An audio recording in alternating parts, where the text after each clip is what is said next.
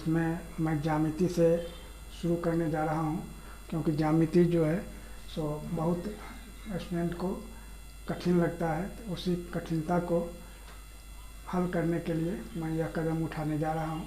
तो सबसे पहले प्रमेय 6.1 जो 6 मार्क्स का रहता है, हर साल एक न एक प्रमेय जरूर आता है। तो इसमें प्रमेय 6.1 यानी थेल्स प्रमेय, जिसको आधारभूत अनुपातिकता प्रमेय भी बोला जाता है, इसको मैं सिद्ध करने जा रहा हूँ। तो प्रमेय है, यदि किसी त्रिभुज की एक भुजा के समांतर अन्य दो भुजाओं को भिन्न भिन्न बिंदुओं पर प्रतिच्छेद करने के लिए एक रेखा खींची जाए तो ये अन्य दो भुजाएं एक ही अनुपात में विभाजित हो जाती है।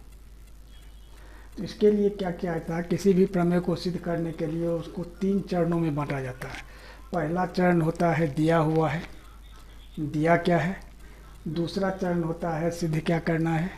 तीसरा चरण होता है रचना, और चौथा चरण हो जाता है प्रमाण। तो सबसे पहले इसमें लिखना होगा जो दिया है।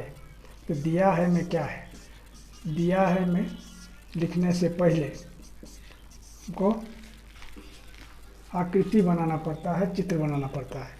तो सबसे पहले एक आकृति बना रहे हैं। ए बी सी एक त्रिभुज है जिसमें बी सी के समानांतर डी ई एक रेखा खींची जाती है। तो सिद्ध दिया है में लिखना होगा जो ए बी सी एक त्रिभुज है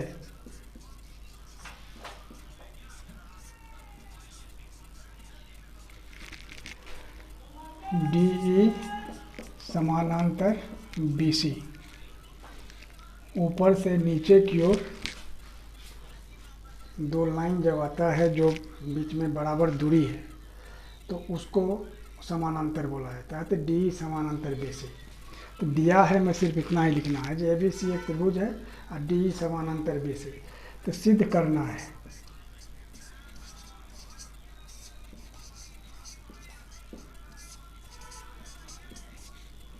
क्या सिद्ध करना है।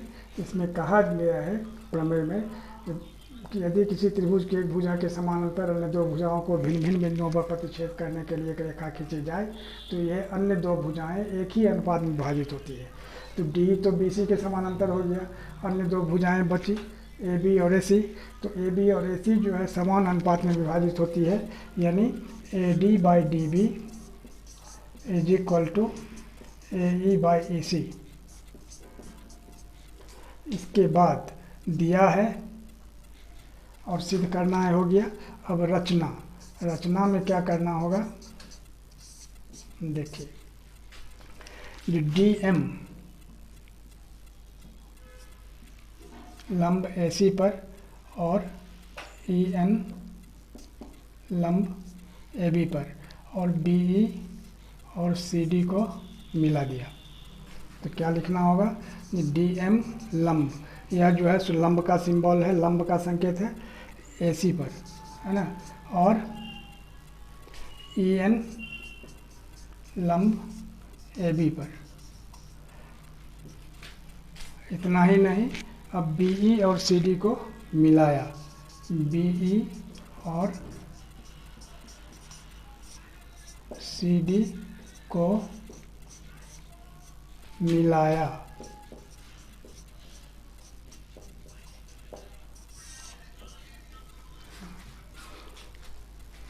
बी और सी डी को मिलाया। हाँ, अब प्रमाण में तो रचना हो गया। रचना के बाद अगला स्टेप होता है प्रमाण।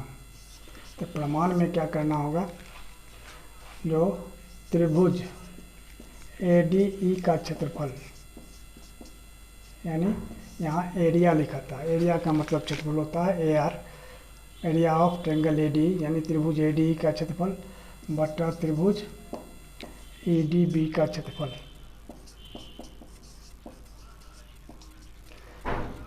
अब त्रिभुज का क्षेत्रफल जो है उसका फार्मूला होता है 1/2 गुना आधार में ऊंचाई। तो 1/2 हुआ और आधार इसका हो जाएगा ए डी और ऊंचाई हो जाएगा ई एन। अब पाई बटा 1/2 गुना इसका आधार हो जाएगा dB और ऊंचाई हो जाएगा वही En। तो 1/2 कट जाएगा, En कट जाएगा। यानी लिखना होगा जो त्रिभुज ADE का क्षेत्रफल बट्टा त्रिभुज EDB का क्षेत्रफल बराबर कितना, AD/DB। इसको कर देना होगा नंबर 1। फिर लिखना है जो त्रिभुज ADE का क्षेत्रफल बट्टा त्रिभुज DEC का क्षेत्रफल इज इक्वल टू कितना, 1/2। तो अब ADE का क्षेत्रफल में पहले लिए थे आधार AD, अब लेना होगा आधार AE। तो जब AD लिए थे तो EN लंब हुआ था, अब AE लेंगे तो DM लंब होगा। यानी लिखना होगा 1/2 गुना AE गुना DM, अब बट्टा 1/2 गुना EC गुना DM, क्योंकि यह EC आधार हो गया और DM जो है इसका लंब हो गया। कभी कभी ऐसा होता है, कुछ स्टूडेंट्स को सस्पिशन होता है कि आखिर लंब बाहर कहाँ कैसे चला गया। तो कभी कभी जब अधिक कोण त्रिभुज होता है तो इसमें अगर यहाँ से लंब डाला जाएगा तो ये बाहर ही आ जाएगा, यानी ABC हुआ और यह जो लंब आएगा ये बाहर आ जाएगा। इसीलिए कभी कभी बाहर आता है। तो यहाँ वही हाफ AE इंटू DM और यहाँ हो जाएगा हाफ AC इंटू DM।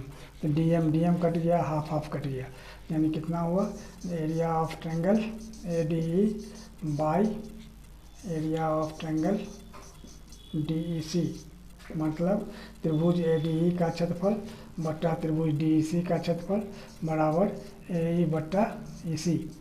यह हो गया नंबर 2। अब 9वीं कक्षा में हम लोग पढ़ चुके हैं कि जब दो त्रिभुज एक ही आधार पर और एक ही समानांतर रेखाओं के बीच स्थित हों तो उनके क्षेत्रफल आपस में बराबर होते हैं। तो यहाँ लिखना होगा ये area of triangle EDB is equal to area of triangle DEC। क्यों, तो यहाँ यानी त्रिभुज EDB का क्षेत्रफल बराबर त्रिभुज DEC का क्षेत्रफल। क्यों, तो चूंकि ये एक ही आधार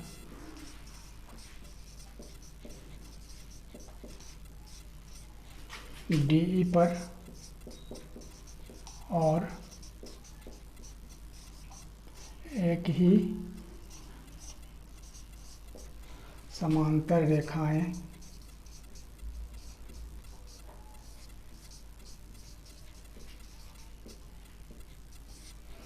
DE और BC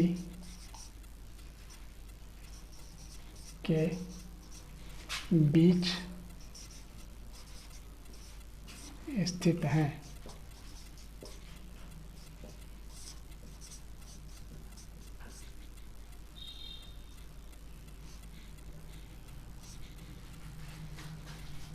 तो एरिया ऑफ ट्रायंगल EDB यानी त्रिभुज EDB का क्षेत्रफल बराबर त्रिभुज DEC का हो गया। क्यों हुआ, तो चूंकि ये एक ही आधार DE पर और एक ही समानांतर रेखाएं DE और BC के बीच स्थित हैं। तो इसको अब फिर क्या लिखना होगा, तो यहाँ जो 2 जो है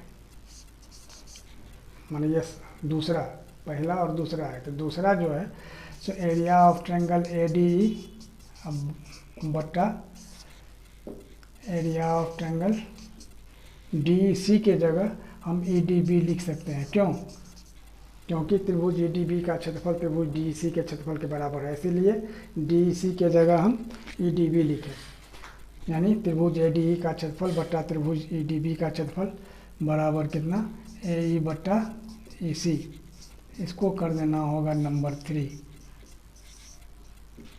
अब क्या देख रहे हैं, तो पहला और तीसरा में क्या है, जो बायां पक्ष जो है सो बाएं पक्ष के बराबर है, इसलिए दाहिना पक्ष के बराबर होगा। यहाँ लिख देना होगा 1 और 3 से। अब 1 और 3 से